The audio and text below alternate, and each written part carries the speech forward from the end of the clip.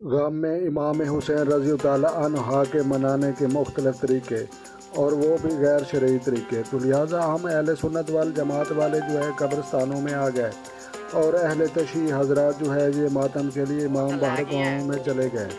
तो लिहाजा जैसे नमाज के लिए जैसे हमारे प्यारे इमाम हुसैन अलैहिस्सलाम ने जो है सर कलम करवाया और शहीद हुए, तो लिहाजा नमाज पढ़ने के लिए मस्जिद में कोई भी नहीं गया।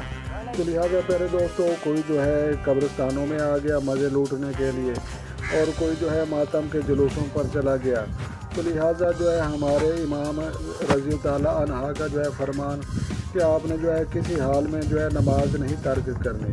तो लिहाजा हम पक्की कब्रें बनवाते हैं, औरतें हमारी जो है कब्रस्तानों में जाती हैं और जो है वहाँ पर हम जो है केले के पत्ते खजूर के पत्ते ये चीज़ें डालते हैं और बाद में जो है जानवर आते हैं, अयाल आते हैं और अपनी जो है रेवड़ें और भेड़ें वो चराते हैं, तो कब्रों की बेहुरमती होती है।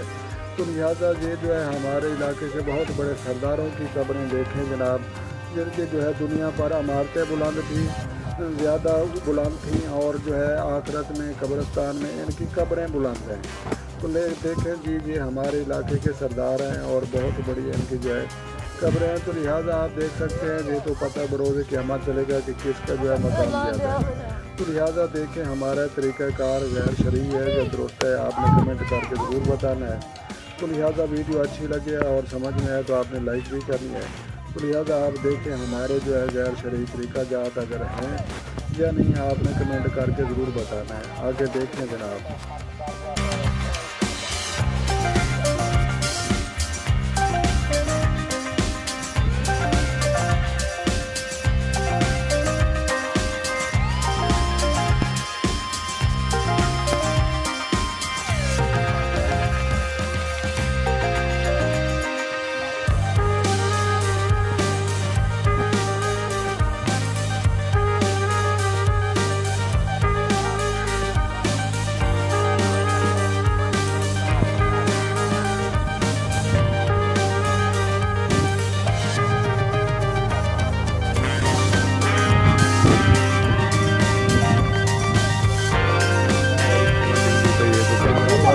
Daniel.